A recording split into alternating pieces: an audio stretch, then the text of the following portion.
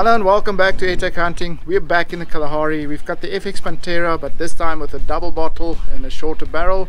We've got some doves and ground squirrels, some sparrows, and we're going to have some fun, so sit back and enjoy.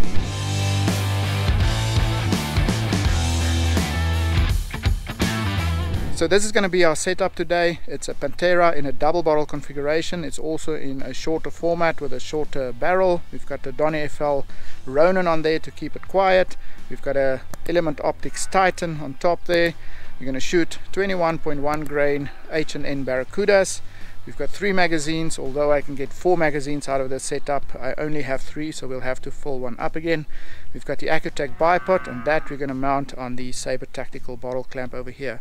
Vertical grip, double bottles, very nice setup, exactly what we want to do today. There's very little wind, so this is going to be fun. This is a farm with a massive bird problem that mostly consists of sparrows and doves. Their numbers are out of control and they make a complete mess of everything. They also consume a massive amount of livestock feed. The other problem on this farm is ground squirrels. They dig holes everywhere, making massive areas unusable for livestock, and some holes even compromise infrastructure. That is why we are here, and we immediately got to work.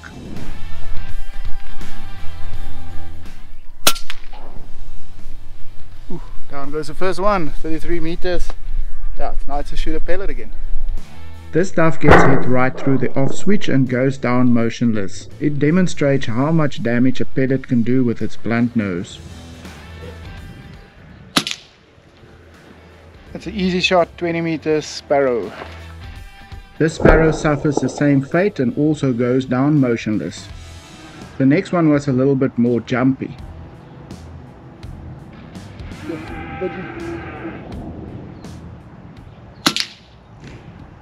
Got him. I had to wait for him to get in position there, but yeah, also 20 meters and down. Before we continue, I had a lot of questions on how to mount the GoPro 10 or 11 on the Eagle Vision mount. Now I've got some good news. Eagle Vision literally just released their GoPro Hero 10 and 11 mount kit, so that is available on their website right now.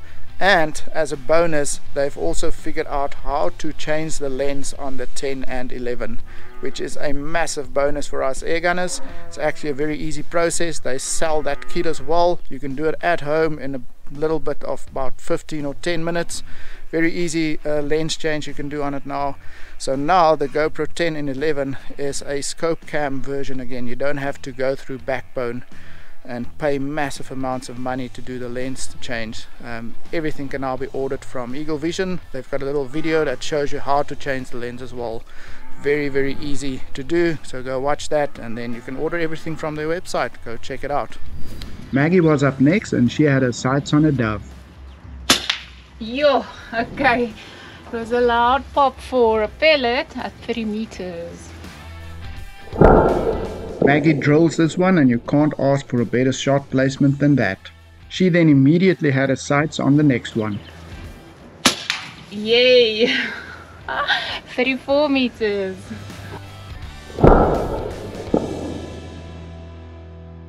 Now this is a world apart from the Panthera we shot the other in the previous video. This one is now nice and compact. We've got the double bottles on here. This is more a hunting setup. This is a setup that you can actually walk around with. You can easily hang it by your side without bumping the barrel like we did in the previous video. Yeah, it's just a better walk around gun, and that's what we're going to use it today for. Walk around a bit, see what we can find.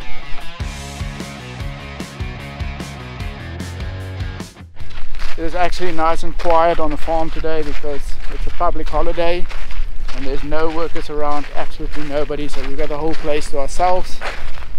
Safety is much easier because you don't need to know where everybody is and things like that, so yeah, this is a blast.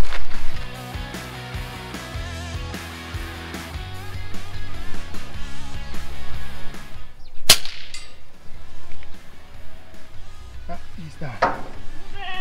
27 meters and down. The shot goes straight through the neck and you can actually see the broken neck as he goes down. Maggie was up next as we searched for our next target, but we quickly realized that the most activity was right where we started. So we moved back to the truck and the comfort of the shooting table.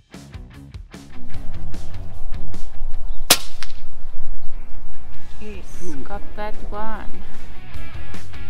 This pellet spirals widely through the air and is most likely caused by an air bubble in the lead. Luckily, it still made impact. Boom. Boom. At 56 meters. The next pellet travels nice and straight again and Maggie hits him in the head. Maggie was curious to see the damage of her headshots, so we quickly went down there to fetch them.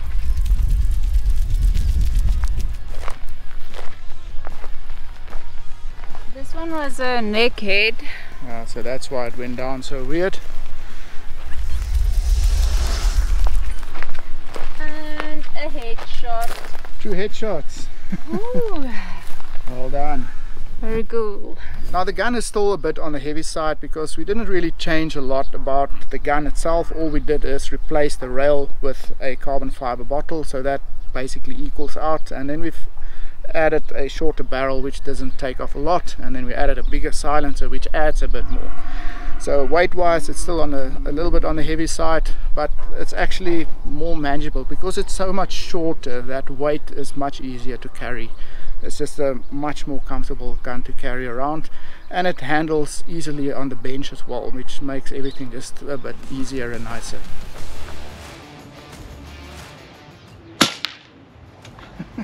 Sparrow 34 meters.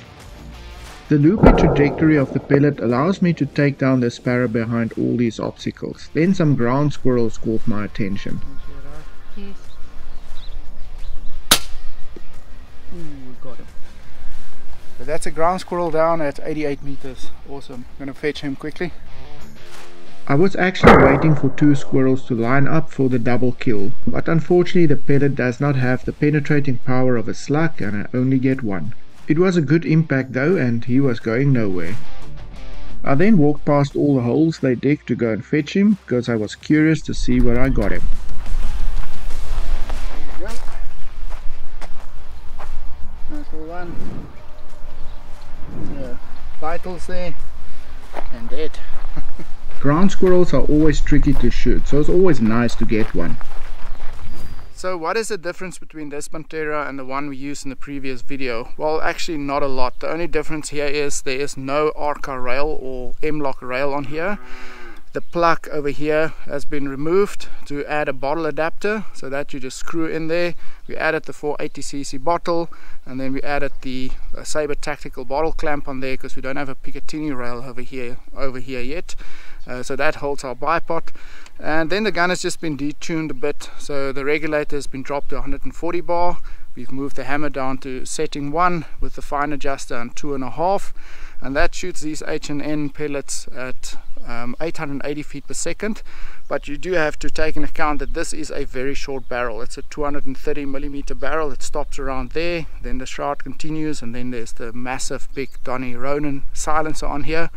The reason for this as well is because this is such a short barrel, the gun is extremely loud. The shorter the barrel, the less shroud you have, the more sound gets out, the louder the gun is. So that's why I added a nice big Ronin on here to bring the sound down a bit, the volume of this gun down a bit, because it is extremely loud without this Ronin.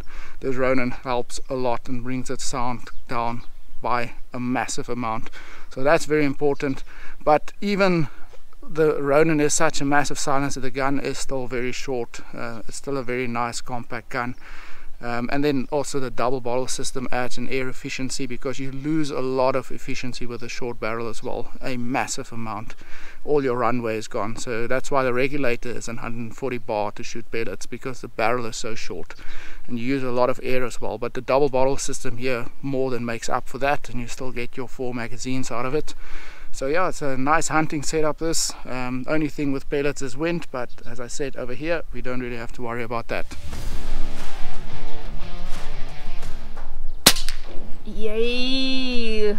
There's a hangman.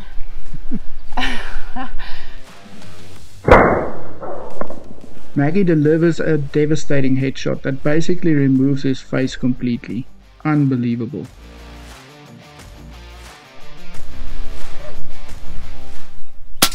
Yay! Got that one at 32 meters. Then she takes care of this one with a pellet straight through the neck.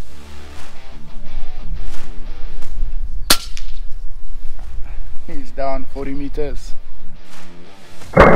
My shot delivers yet another spiral, but it impacts and gets the job done.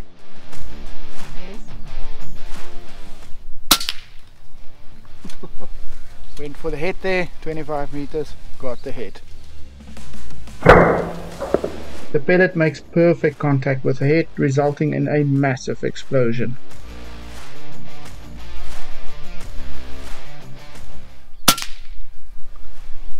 Down he goes, 20 meters. Some precision shooting there, going for the head. Another massive explosion, as this one also makes contact with the head. Got that one, 43 meters. Another headshot, but this time not so dramatic. Very effective though.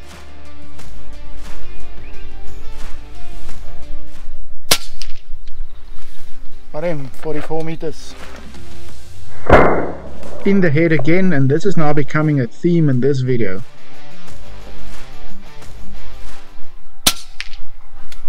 Another one, 44 meters. Shoots like a laser. And just as I say that, you can't hit them all in the head, and this one takes its center mass. Ooh, another hanger, 51 meters. Yet another spiral, and now I'm starting to doubt the quality of this H&N pellets a bit.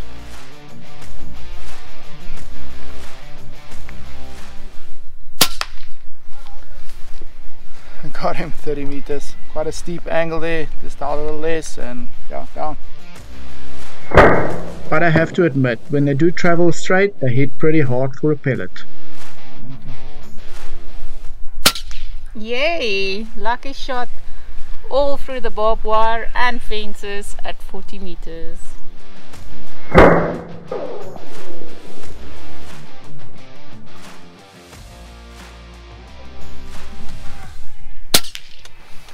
Yeah, 35 meters and dead.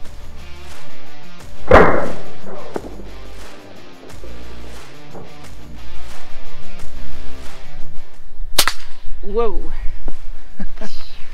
So that was what, 11 meters. So I had to dial 18 clicks down to get him.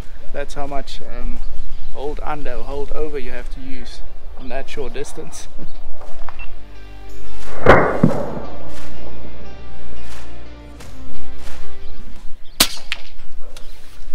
On he goes, 45 meters.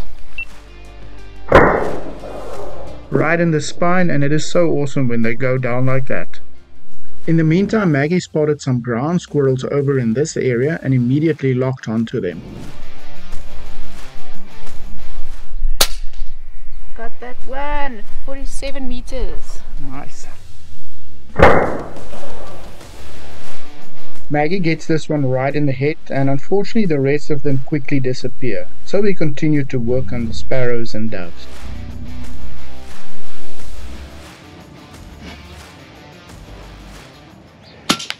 Yay! So 29 meters with incline, so it's 20 meters dialed. An easy shot for Maggie, and she gets him right in the neck. Yes. Same shot. Down it goes. Straight through the neck again, and basically a carbon copy of the previous shot. Down he goes, 37 meters. These sparrows can sometimes have some crazy reflexes, and this one almost ducks the shot, but he gets hit in the head anyway.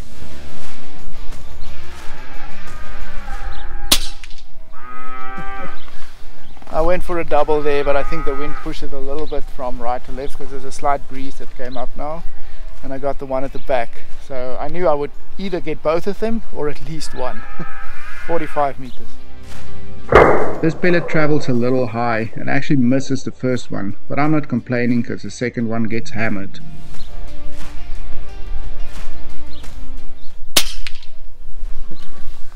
Another one down. The summer helped a little bit for the wind, and down he went, 42 meters.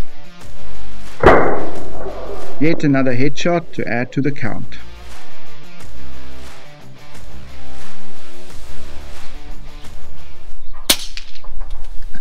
Solid impact, 40 meters.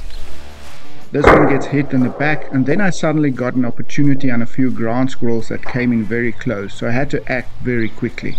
I apologize for the poor focus, but that was the last thing on my mind. I just wanted to get this down as quickly as possible.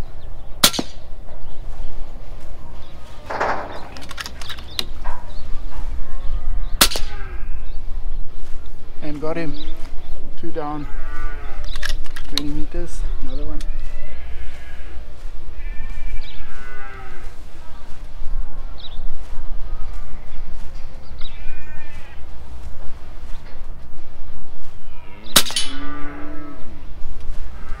And another one down. That was quite easy, 20 meters, Pat. We had to be super quiet because they're very close. I don't think they saw us. The first shot was pretty straightforward, right down the center of his head, and then the second shot I put it straight through his eye. This one kicks around a bit, but that's normal due to the head trauma. And then the last shot was the most trickiest of all because he was a bit angled, but I got him right in the side of his head and he goes down as well. I wasn't expecting to get all 3 down in one go because they usually take off after the first shot, so this was a bonus. Yeah, 3 headshots. Yeah, they're pretty heavy, very well fed. With that little bit of luck, we decided to call it a day because the shadows were getting pretty long and the light were fading away from our cameras. Well, that is it. We are done for the day. This is still one of my favorite places because this is where I grew up. It makes me feel like a kid again. I hope you enjoyed this video. If you did, please hit the like button. Remember to subscribe, and then we see you next time. Cheers.